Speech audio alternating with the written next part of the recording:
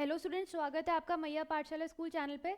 तो अभी तक हम लोग डिस्कस कर रहे थे सारी सब्जेक्ट के जितने भी आपके प्रोबेबिलिटी क्वेश्चंस थे, जितनी भी टॉपिक्स जिनका प्रोबेबिलिटी बहुत ज़्यादा थी आने की, वो हमने सारे यहाँ पे डिस्कस किए थे। मॉडल क्वेश्चन पेपर्स डिस्कस किए थे और उनमें से काफ़ी सारे जो वीडियोज़ में हमने जब पढ़ाया था हमने और आपका पेपर देखा तो उसमें काफ़ी सारी चीज़ें रेलिवेंट भी थी। ठीक है, तो उसके बाद जब हमने आपका पेपर सॉल्व किया था उसमें आपका लेवल काफ़ी ईजी था पेपर्स का। ठीक है, जब हम क्लासेस ले रहे थे तो आपकी जो लाइव चैट में कमेंट्स चलते रहते हैं उनमें हम ज़रूर ध्यान देते हैं। तो उस टाइम हमने ये चीज़ नोटिस की थी कि एक जो क्वेश्चन है वो उस तरह का बिल्कुल जो है लूप पर आया जा रहा था बार बार कि चेकिंग कैसी होगी, ईजी होगी कि डिफ़िकल्ट होगी। और फिर आपका जो एक और था कि प्रेजेंटेशन के मार्क्स होते हैं कि नहीं होते हैं। तो जितने भी आपके एग्जाम की चेकिंग को लेके जितने भी क्वेश्चंस हैं, जितने भी आपके डर हैं, वो आज हम यहाँ पे इस वीडियो में सॉल्व करने वाले हैं। इस वीडियो में आपका जितना भी लगभग जितना भी प्रॉब्लम किसी भी स्टूडेंट की, नॉर्मल स्टूडेंट की हो सकती है, वो प्रोबेबिलिटी क्वेश्चन सारे हम लोग यहाँ पे सॉल्व करने वाले हैं आज। तो आप लोग वीडियो को देखिएगा ज़रूर और आपको पता चलेगा कि क्या प्रॉब्लम रहती है चेकिंग में, क्या प्रॉब्लम नहीं रहती है, कितना आपका डरना वो सही है और कितना डरना आपका बिल्कुल वेस्ट है, कोई डरने वाली बात ही नहीं है। तो आपको ये सारा आज इस क्लास में, इस वीडियो में पता चल जाएगा।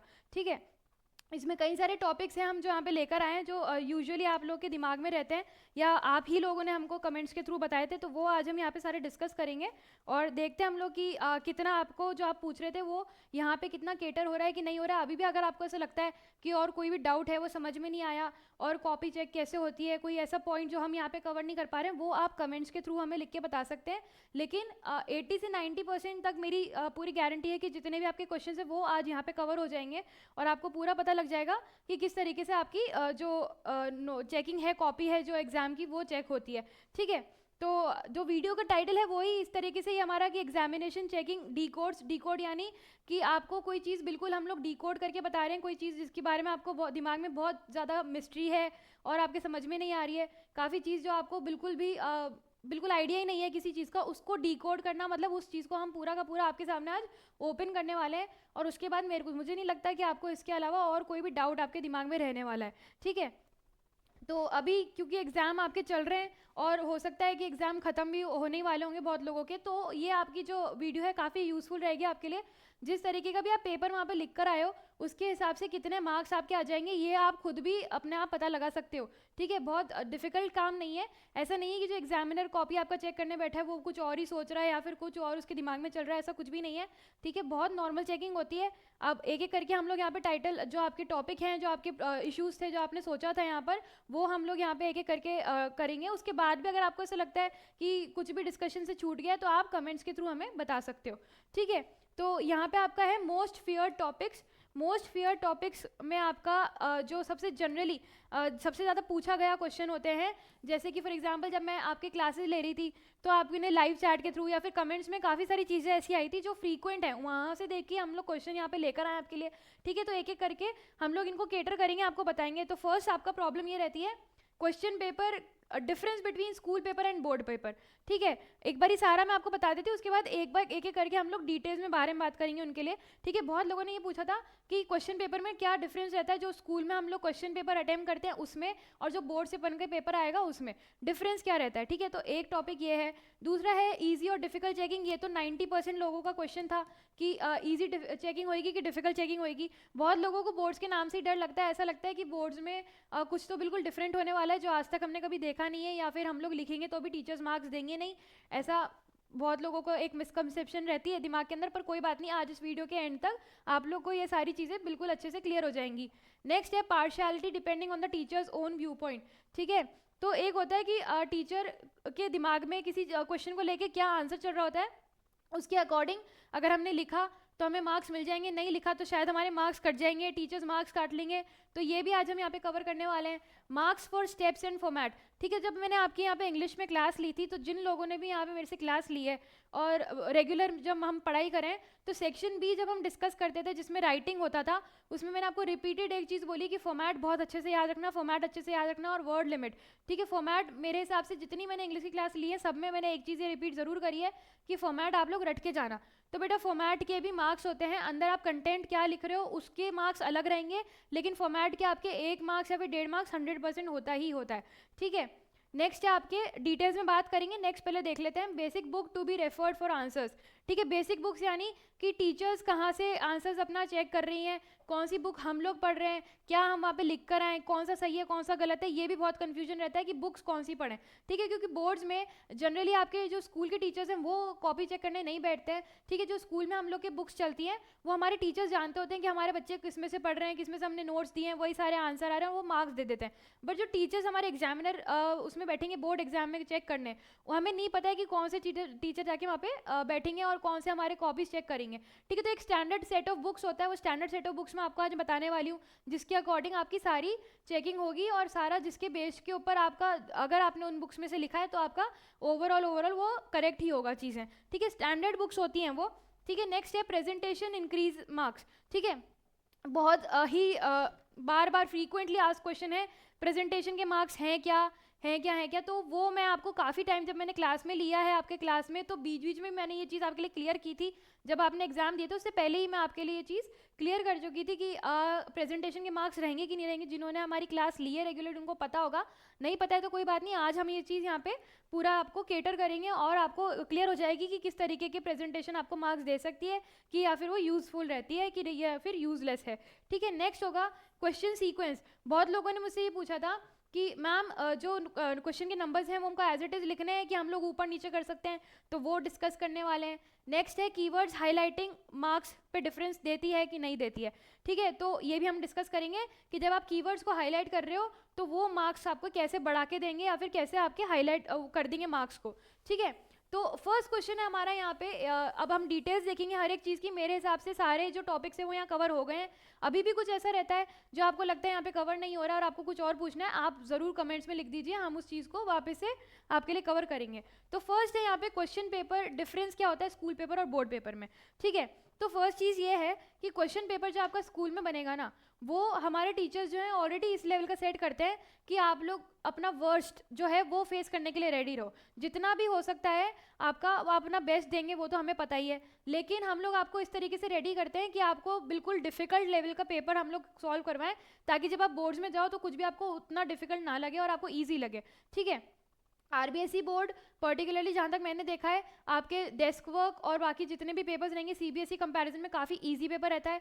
स्कूल पे लेवल पे आप लोग जो पेपर सॉल्व करोगे उससे आपके बोर्ड्स पेपर जो हैं वो कंपैरेटिवली इजी ही आ रहे हैं। अभी तक जितने भी मैंने क्वेश्चन पेपर देखे हैं उनका एनालिसिस ये रहा है अभी तक कि आपके जो स्कूल लेवल पे हम लोग जो पेपर आपसे सॉल्व करवाते हैं या फिर टीचर्स अपने लेवल पे सेट करते हैं जो पेपर्स, उनसे बोर्ड के पेपर्स काफ़ी इजी आ रहे हैं, ठीक है। इजी ही आते हैं ताकि जो है कि बच्चा जो है अच्छे से अच्छा गेन कर पाए, अच्छे से अच्छा उसमें मार्क्स लेकर आए।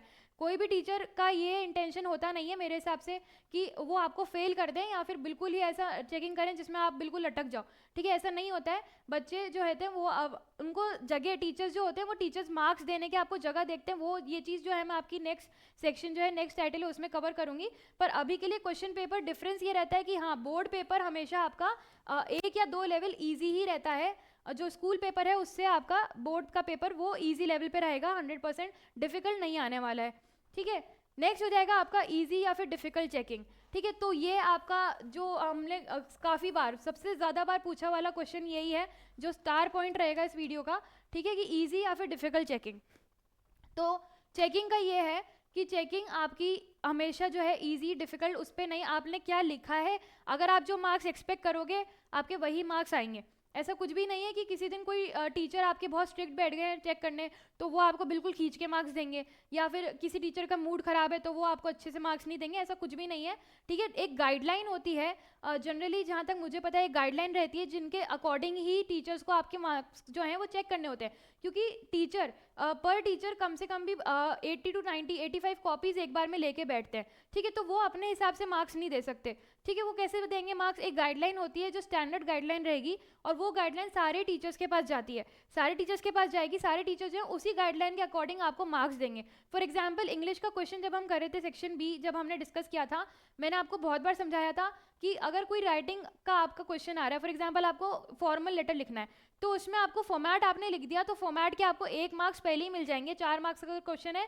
तो 1 मार्क्स आपको वहीं मिल जाएंगे। लेकिन आपने फॉर्मल लेटर के अगर उसमें फॉर्मेट में इनफॉर्मल लेटर का फॉर्मेट लिख दिया तो -1 आपके वहीं हो जाएंगे, क्योंकि फॉर्मल और इनफॉर्मल लेटर में इतना सा ही डिफरेंस होता है रिसीवर्स एड्रेस का, ठीक है। तो ये हो गया आपका एग्जाम्पल कि आपको फॉर्मेट के मार्क्स मिलते हैं, ठीक है। फॉर एग्जाम्पल आपने एक मैथ्स का क्वेश्चन उठा लिया, मैथ्स का क्वेश्चन फाइनल आंसर्स जो होता है वो बहुत लोगों का डिफरेंट हो जाता है, कहीं हल्का सा प्लस माइनस में डिफरेंस हो जाता है, हल्का सा पॉइंट में डेसिमल में इधर उधर हो जाती हैं चीज़ें, तो वहाँ तक बहुत लोगों का करेक्ट नहीं आता है। तो क्या आपका पूरा क्वेश्चन गलत हो जाएगा? नहीं, आपका पूरा क्वेश्चन गलत नहीं होगा। आपने जितने स्टेप्स सही किए हैं और जहाँ तक आपने लिखा है वो 100% आपको मार्क्स दे के जाएगा। जो अगर फॉर्मूला आपका कहीं किसी सम के अंदर लिख रहा है, फॉर्मूला आपने पूरा अच्छे से लिख दिया, उसको हाईलाइट करके लिख दिया, तो वो भी आपको मार्क्स देगा।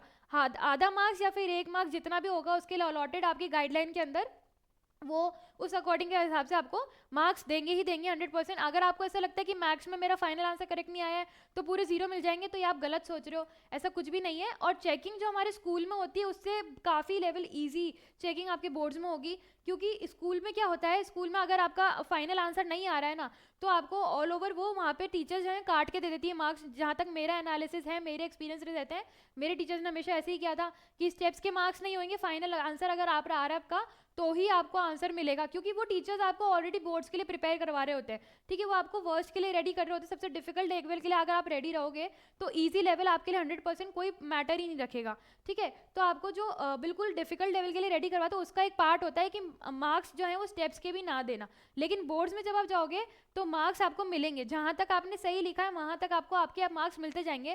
फॉर एग्जाम्पल 4 मार्क्स का आपका टोटल क्वेश्चन है, ठीक है, तो फॉर्मेट है जो इंग्लिश में, इंग्लिश की बात करते हैं अगर अभी, तो फॉर्मेट के आपको 1 मार्क्स मिल जाएगा।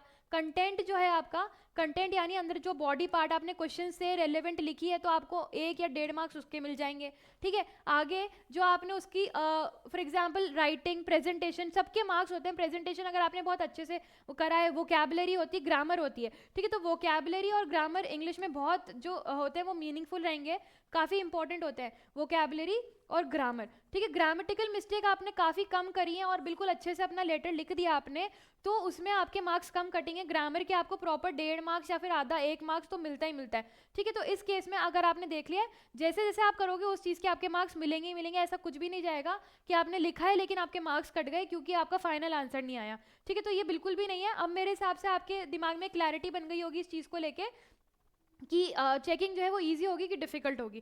टीचर्स जो है वो अपने हिसाब से आपके मार्क्स नहीं काट सकते हैं, क्योंकि अगर उनको ये नहीं पता है कि कौन से रैंडम बच्चे की हम कॉपी चेक कर रहे हैं। जो भी टीचर्स बैठेंगे एग्जाम, आपके जो एग्जामिनर रहेंगे चेक करने बैठेंगे, उनको नहीं पता है कि उनके पास किसकी कॉपी आ रही है। ठीक है ना, फिर ना ही हमें टीचर्स को पता होता है, ना ही स्टूडेंट्स को पता होता है कि उनकी चेकिंग के लिए कॉपी कहाँ जाने वाली है। ठीक है, तो पार्शियलिटी का तो सवाल ही नहीं उठता है, पार्शियलिटी वाली कोई बात नहीं है। ठीक है, टीचर का व्यू पॉइंट एक तरह की बात होती है कि टीचर ये सोचता है कि मेरे हिसाब से इस आंसर में ये होना चाहिए, बच्चे ने लिखा होगा तो ही मैं मार्क्स दूंगा। ठीक है, लेकिन ऐसा नहीं होता है। अगर गाइडलाइन में लिखा है तो उनको मार्क्स देने ही पड़ेंगे, वो चाहे कुछ भी सोचते हो उस एग्जाम, उसके क्वेश्चन के बारे में, पर जो गाइडलाइन में लिखा है उस हिसाब से अगर बच्चे ने काम किया है तो उससे मार्क्स मिलेंगे ही मिलेंगे 100%। ठीक है, नेक्स्ट है आपका partiality depending on teachers own view point. तो अभी ये चीज़ मैंने बोली कि टीचर्स का किसी भी क्वेश्चन को लेके क्या व्यू पॉइंट है, क्या समझ रहे हैं वो उस क्वेश्चन से, कि मान लो फॉर एग्जांपल आपके वाटर साइकिल का एक कोई क्वेश्चन आ जाता है। ठीक है, वाटर साइकिल में आपने पूरा डायग्राम बना दिया, पर टीचर्स के हिसाब से वहाँ पे एनिमल्स को शो करना ज़रूरी होता है,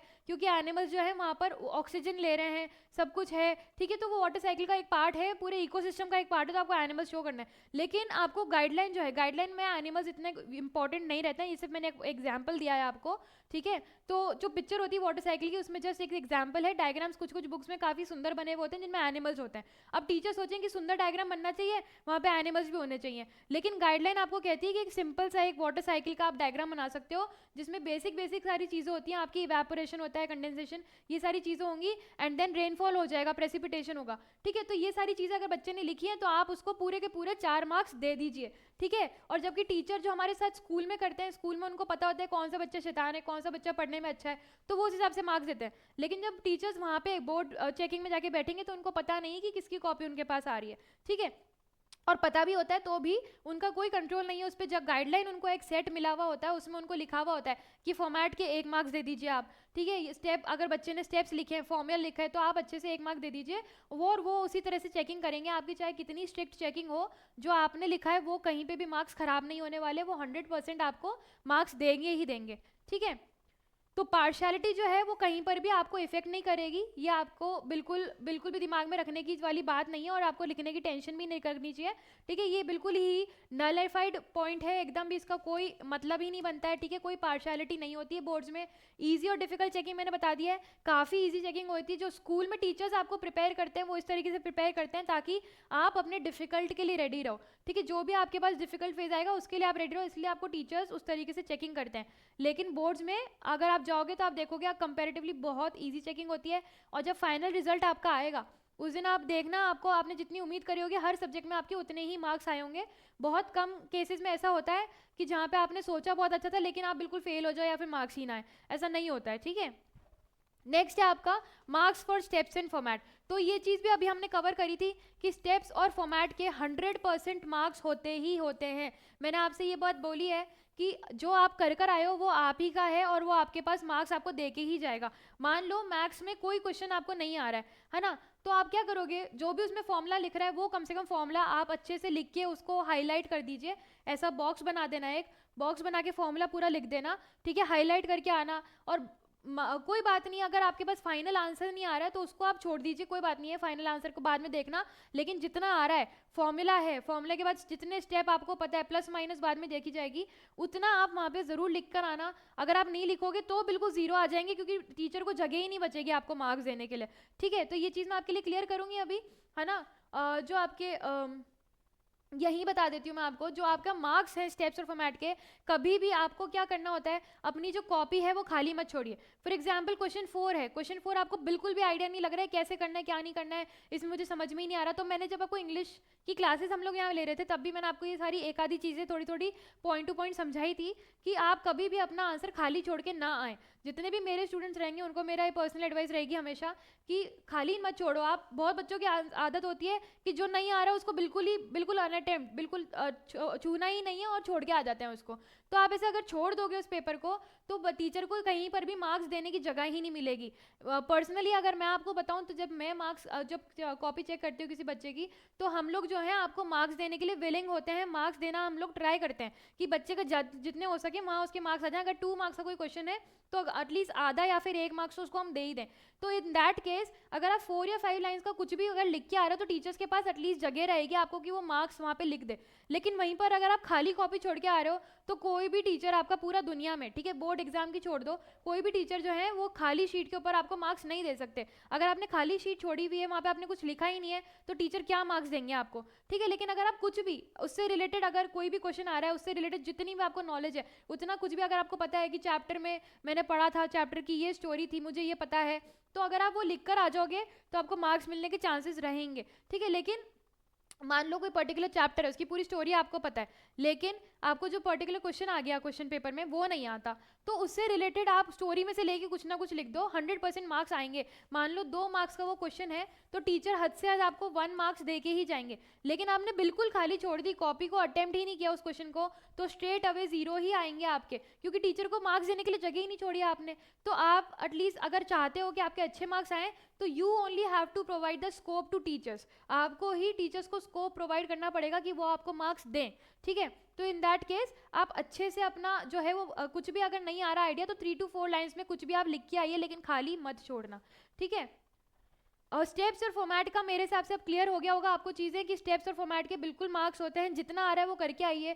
फॉर्मेट इंग्लिश में अगर आपको लग रहा है कि मुझे लिखना नहीं आता, कंटेंट नहीं आता है, फॉर्मेट लिख दो, चीज़ आएगी। फॉर एग्जाम्पल आपको नोटिस लिखना है तो नोटिस को आप बॉक्स बना के, मैंने आपको 50 बार एक चीज़ सिखाई है, जब भी मैंने क्लास ली थी मैंने हमेशा बोला नोटिस जैसे ही लिखने जा रहे हो बॉक्स बना दो, बॉक्स बना दो, ताकि बॉक्स जैसे ही देखेगा एग्जामिनर आपको 4 में से 1 मार्क्स तो वहीं सिक्योर हो जाएंगे आपके। नीचे आपने बॉडी पार्ट में क्या लिखा है, कितना समझाया है, कितना आप लोग कंटेंट दे पाए, कितनी वोकैबुलरी सही है, ग्रामर सही है, वो सब बात की बात है, पर फॉर्मेट देखते ही 1 मार्क्स जो है वो आपके सिक्योर हो ही जाएंगे 100%, ठीक है। नेक्स्ट हो जाएगा आपका basic book to be referred for answers. अब मैंने ये चीज़ बोली थी कि हर स्कूल में अलग अलग बुक्स होती हैं। जब आप बोर्ड्स क्लास में जाते हो जनरली हम लोग एक सेट ऑफ बुक्स रेफर करेंगे, एक ही सेट होती है बुक की, स्टैंडर्ड बुक्स होती है एनसीईआरटी, ठीक है।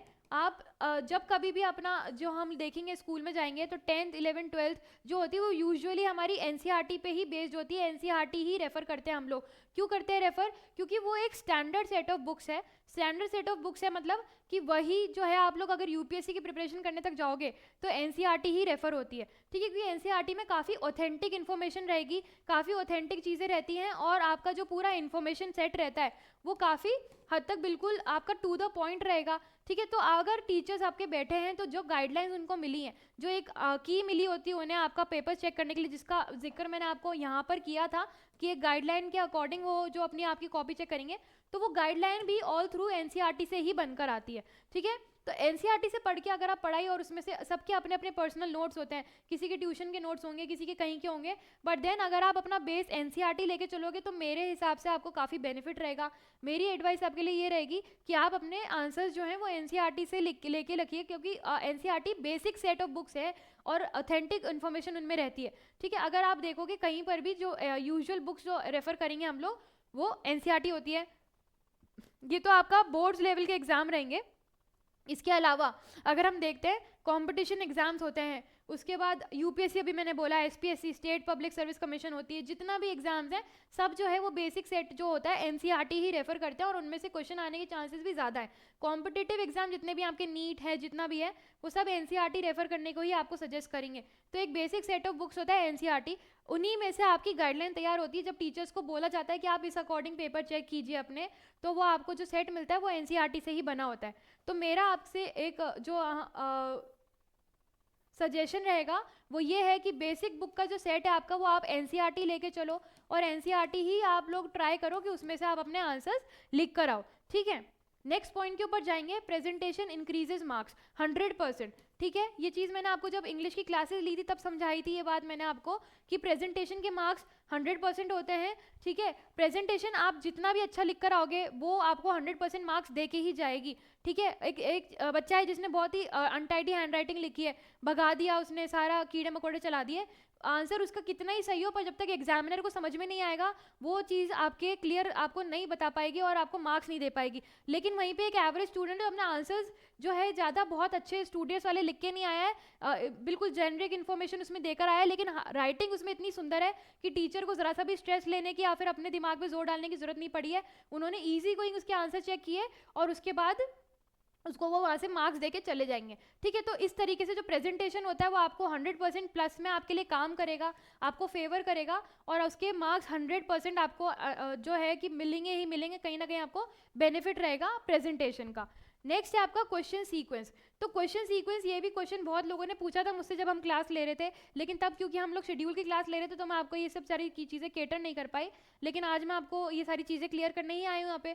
तो मैं बता दूँ आपको कि question sequence is very important, ठीक है। मैंने आपको ये चीज़ बोली थी कि जो आपको लगता है वो सेक्शन आप पहले अटेम्प्ट कीजिए। फॉर एग्जांपल आपको लगता है सेक्शन डी लिटरेचर मुझे बहुत अच्छे से आता है, तो आप लिटरेचर सबसे पहले फर्स्ट अटेम्प्ट कर दीजिए।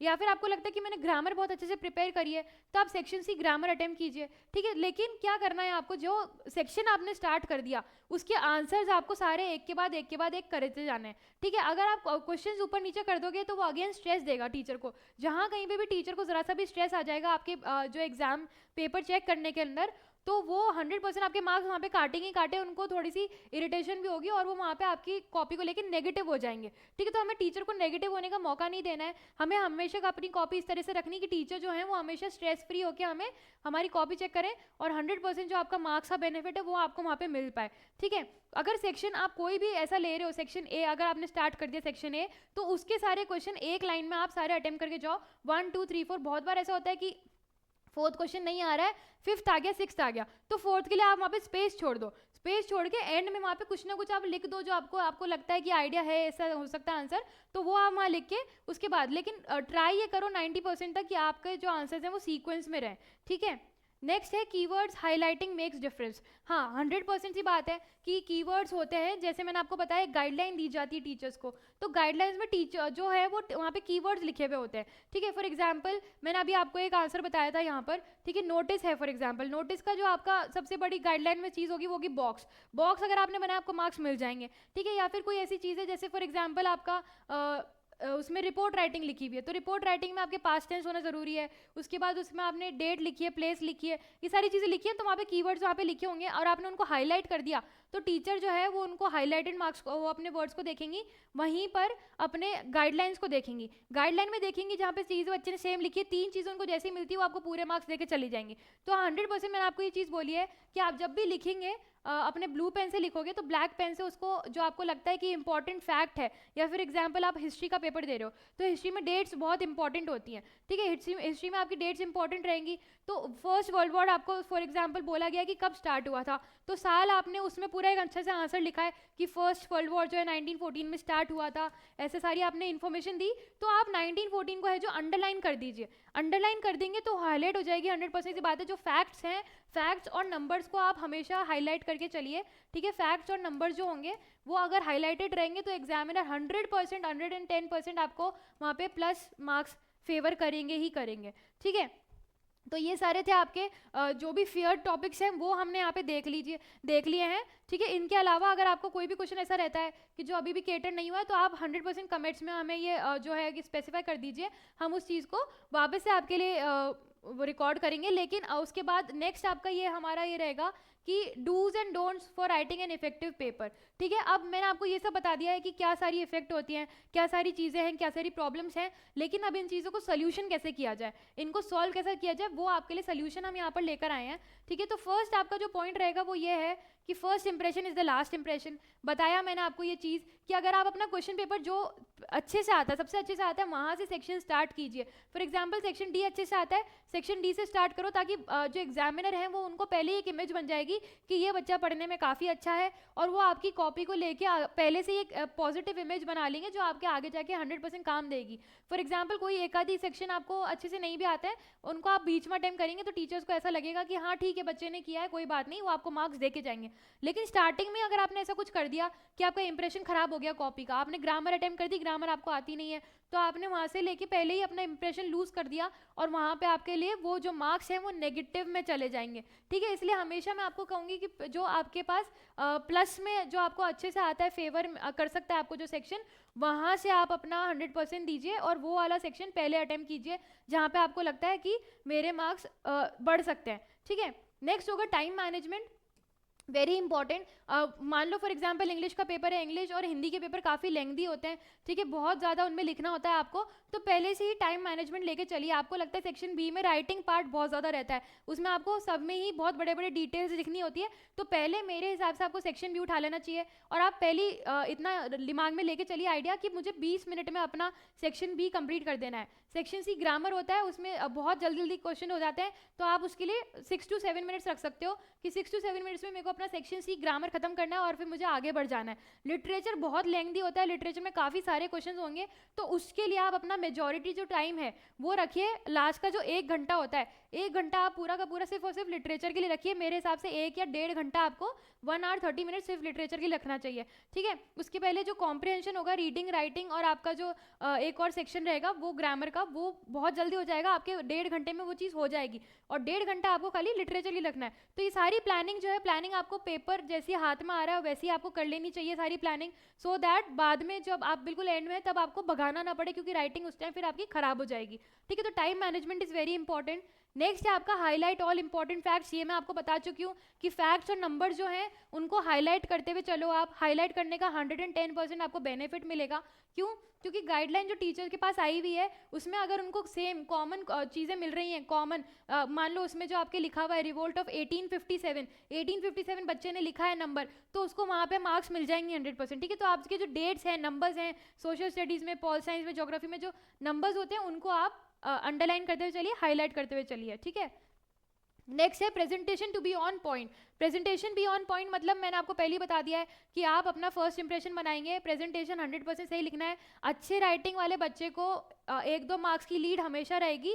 जो बच्चा अगर पूरा जानता है फिर भी राइटिंग अच्छे से नहीं लिख कर आ रहा है, उसको कहीं ना कहीं लॉस रहेगा ही रहेगा। लेकिन प्रेजेंटेशन आपने राइटिंग बहुत सुंदर लिखी, लेकिन आंसर आपके एवरेज ही हैं, गाइडलाइन से मैच कर रहे हैं, तो राइटिंग का 110% आपको बेनिफिट रहेगा। ठीक है, क्योंकि जहां पर भी हमें थोड़ा सा भी स्ट्रेस लेना पड़ जाता है तो हम इरिटेट हो जाते हैं। ठीक है, आप लोग अपने खुद के ऊपर ही लेके देखिए, जनरल सी बात है कि अगर आपको कोई हेक्टिक काम दिया जाएगा तो आप वहाँ पे स्ट्रेस्ड हो जाओगे, लेकिन आपको कोई इजी गोइंग काम देगा तो आप उसको खुशी खुशी कर दोगे। ठीक है, तो एग्जामिनर का भी यही होता है, उनको ज़्यादा अगर दिमाग लगाना पड़ जाए किसी के आंसर्स में, किसी की राइटिंग में, तो वो स्ट्रेस्ड हो जाते हैं। लेकिन अगर अच्छी स्मूथ राइटिंग मिल जाएगी उनको तो वो चीज़ उसको अच्छे से फ्लो में निकाल देंगे और अच्छे मार्क्स भी देंगे।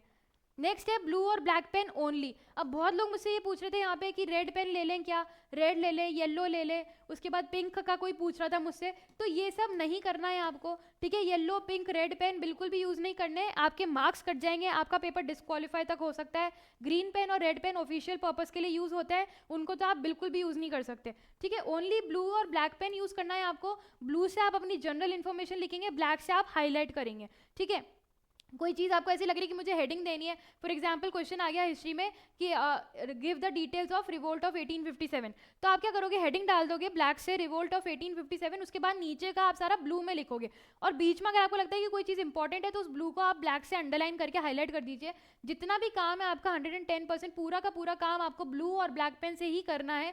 कोई ग्लिटर पेन, कोई डेकोरेशन करने की जरूरत नहीं है, आपके मार्क्स डिस्क्वालीफाई हो जाएगा, पेपर ज़्यादा करने के चक्कर में जो कम है वो भी खत्म हो जाएगा।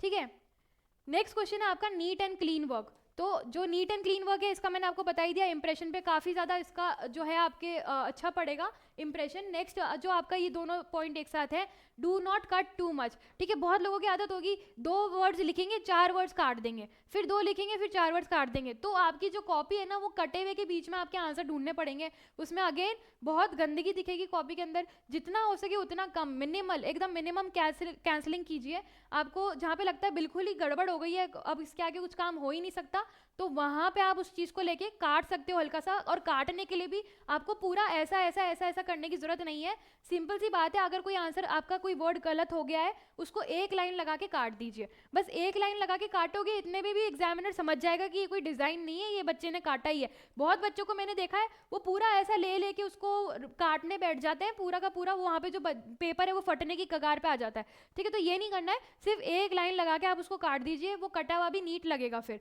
ठीक है, तो नीट एंड टाइडी वर्क करना ही करना है आपको, 100% आपके अच्छे मार्क्स रहेंगे उसमें। Leave spaces after each answer, तो ये नीट और टाइडी वर्ड का एक पार्ट है कि आप जितना आंसर जैसे ही लिख रहे हो बीच में और उसके बाद 2 लाइन 3 लाइन छोड़िए। काफ़ी कॉपी आपके पास बहुत बड़ी होती है, एक्स्ट्रा सप्लीमेंट्री लेने की तो मेरे हिसाब से किसी को जरूरत पड़ेगी नहीं, इतनी मोटी कॉपी आती है, इनफैक्ट पीछे शीट्स बच जाती हैं 3-4, तो कंजूसी नहीं करनी है। जैसे ही आपका आंसर खत्म हो रहा है 3 या 4 लाइन छोड़ दीजिए, उसके बाद दूसरा क्वेश्चन स्टार्ट कीजिए। वो पता चला एग्जामिनर कॉपी चेक करने बैठा, उसके आगे खिचड़ी बन गई, कहाँ पे कौन सा स्टार्ट हो रहा है आंसर, कौन सा खत्म हो रहा है, कौन सा शुरू हो रहा है, कुछ समझ में ही नहीं आ रहा। ऐसा मत करना। ठीक है, जैसे ही आपका आपका एक आंसर खत्म हो गया 3 या 4 लाइन छोड़ दीजिए, उसके बाद आप दूसरा अपना आंसर लिखना स्टार्ट कीजिए। ठीक है, तो ये आपका क्या है, एग्जाम जो प्रेजेंटेशन है उसको और नीट बनाएगा और अच्छे से प्रेजेंट करेगा। नेक्स्ट है डू नॉट लीव आंसर्स, ये मैं आपको बता चुकी हूँ, आंसर छोड़िएगा मत। अगर नहीं आता है कुछ भी तो उससे मिलता जुलता रेलेवेंट आपको लगता है कुछ भी मुझे आता है वो लिख के आइए। कोई भी टीचर आगे चला के आपको फेल करना नहीं चाहते हैं, टीचर्स जो होते हैं वो एफर्ट्स पूरे देंगे कि आप लोग पास हो जाओ। ठीक है, तो उनके लिए एटलीस्ट मार्क्स देने के लिए आपको जगह छोड़नी, ये आपका काम है। अगर आपने शीट में लिखा ही कुछ नहीं है तो टीचर वहाँ पे खाली शीट के ऊपर 2 मार्क्स देके नहीं जा सकते आपको। ठीक है, अगर आपने कुछ लिखा है वहाँ पे, मान लो टीचर को थोड़ा भी सेटिस्फैक्शन मिल गया वहाँ पर, तो आपको 1 या 1.5 मार्क्स मिल जाएंगे, लेकिन अगर खाली छोड़ दिया तो वो स्ट्रेट अवे आपको 0 ही देंगे। ठीक है, तो खाली मत छोड़ना। नेक्स्ट है प्रॉपर सीक्वेंसिंग, बता दिया मैंने आपको कि सेक्शन अगर आप डी पहले अटेम्प्ट कर रहे हो तो उसके सारे 1 2 3 4 5 6 उसको अच्छे से सीक्वेंस में कीजिए, हेडिंग्स अच्छे से क्लियरली मेंशन कीजिए। ऊपर जब आप अपना सेक्शन अटेम्प्ट करने जा रहे हो तो ब्लैक पेन से बड़ा बड़ा सेक्शन ए, सेक्शन बी अच्छे से नीट हैंड राइटिंग में हेडिंग डाल दीजिए, सो दैट एग्जामिनर को पहले ही आपका पेपर दिख जाए, उनको एफर्ट्स नहीं लगाने पड़े ये देखने के लिए कि बच्चे ने कौन सा क्वेश्चन पहले अटेम्प्ट किया है। बड़ा बड़ा हेडिंग में लिख दीजिए ब्लैक पेन से सेक्शन ए। ठीक है, उसके बाद हर क्वेश्चन का मार्जिन में नंबर डालिए, क्वेश्चन 1, क्वेश्चन 2, क्वेश्चन 3, और फिर आप आगे बढ़िए। ठीक है, सेक्शन डी पहले अटेम्प्ट करने तो वो अच्छे से हेडिंग डाल दो, और पीछे जहाँ जहाँ से जो से भी आपके सेक्शन आ रहे हैं वैसे वैसे आपको हेडिंग डालते हुए चलना है, तो वो आपके 100% से नीटनेस में ऐड करेगा। करेक्ट नंबरिंग एंड हेडिंग्स, ये बता दिया है मैंने आपको, नंबर्स करेक्ट डालना है। बहुत लोग इतना नर्वस हो जाते हैं एग्जाम के टाइम, क्वेश्चन पेपर जो है वो लेके बैठेंगे, आंसर नंबर 6 लिख रहे हैं, उस पर आंसर नंबर डाल देंगे 8, मार्जिन में आप लोग लिख देते हो 8, लिख रहे होते हैं हम लोग क्वेश्चन 6। तो इतना नर्वस नहीं होना है हमको। नर्वसनेस अच्छी बात है कि आप घबरा रहे हो, आपको डर लग रहा है, आप अच्छे से पढ़ाई कर रहे हो, ठीक है, लेकिन इतना नर्वस नहीं होना है कि जो आप पढ़कर आए हो वो भी आपके लिए खराब हो जाए सारी चीज़ें और आपके काम में ही ना आए, ठीक है, ऐसा नहीं करना है। नर्वसनेस रहना है, लेकिन अपने सेंसेस पे कंट्रोल रखिए। आप जब पेपर लिखने बैठ रहे हैं तो क्वेश्चन 6 अगर अटेम्प्ट करो तो 6 ही लिखो, वहाँ पे 7 या 8 मत लिख के आ जाना, ठीक है। ये चीज़ बहुत ज़्यादा आपके मार्क्स कटवा सकती है। सब कुछ अच्छे से आते होने के बावजूद आपके मार्क्स बिल्कुल एवरेज में जा सकते हैं, इसलिए ये सारी चीज़ों का बहुत अच्छे से ध्यान रखना है। उसके बाद लास्ट है हमारे पास एक ये पिक्चर है आपके लिए, ये मैं आपको एक्सप्लेन करने वाली हूँ, ठीक है। ये देखिए यहाँ पे जो ये पिक्चर है, ये आपको यहाँ पे स्ट्रेस दिखा रही है कि आपके पास लॉट्स ऑफ बुक्स है, लेकिन हमें इतना स्ट्रेस हो रहा है कि अब हम इसको डिकोड कैसे करें, एग्जामिनर तक यहाँ तक पहुँचने कैसे पढ़ें, ठीक है। तो इतना टेंशन से फिर आप यहाँ पर आए टाइम मैनेजमेंट के ऊपर, and then you are relaxed, ठीक है। तो आपको यही इस वाली पिक्चर से एक सिंपल सा जो आइडिया मिलेगा वो यही है कि कितना भी आपके पास लोड हो, मान लो बिल्कुल भी पढ़ाई नहीं करी, कल एग्जाम है या फिर एक हफ्ते में एग्जाम है, बिल्कुल भी पढ़ाई नहीं करी अभी तक, तो आपको टेंशन नहीं लेना है, इतना स्ट्रेस नहीं रहना है। आपको क्या करना है, एक सीधी सी सिंपल सी चीज़ करनी है, टाइम मैनेजमेंट। टाइम मैनेजमेंट करोगे और अपना डिसाइड कर लोगे कि किस चीज़ के ज़्यादा मार्क्स हैं। Smart work is very important then hard work. Hard work हमेशा काम नहीं आता है, स्मार्ट वर्क ज़्यादा काम आ जाता है कभी कभी, ठीक है। तो ट्रिक्स लगानी है हमें, टाइम मैनेजमेंट करना। अगर लगता है कि किसी चीज़ की वेटेज काफ़ी ज़्यादा है तो उस चीज़ को करके पहले साइड में रख दो, उसके बाद जो सिंपल छोटी सी चीज़ें बचेंगी उनको आप बाद में कर सकते हो, and then you will be relaxed, ठीक है। अच्छे से एक ईजी गोइंग स्टेट आ जाएगा आपका, जहाँ पे आप अच्छे से एग्जाम लिख के आ सकते हो बहुत ईजी गोइंग और रिलैक्स माइंड से, ठीक है। तो that's all for today's session. ये आपके लिए करना बहुत इंपॉर्टेंट था, क्योंकि जितने भी आप लोग के डाउट्स थे, क्वेश्चंस थे, वो हमें यहाँ पे एक बारी केटर करने थे, सो दैट जितने भी हमारे व्यूअर्स हैं उनको किसी तरह की प्रॉब्लम ना हो, परेशानी ना हो, और एक चीज़ सोल्यूशन उनको मिल जाए जो वो ढूंढ रहे हैं, ठीक है। अभी भी अगर आपको ऐसा लगता है कि कुछ ऐसा डिस्कस नहीं हुआ है जो आपके दिमाग में है, तो आप you are more than welcome to mention it into comments में आप उनको मेंशन कर दीजिए, हम फिर उस चीज़ को क्लियर कर देंगे आपके लिए, ठीक है। That's all for today's session, and thank you so much, all the very best for your exams.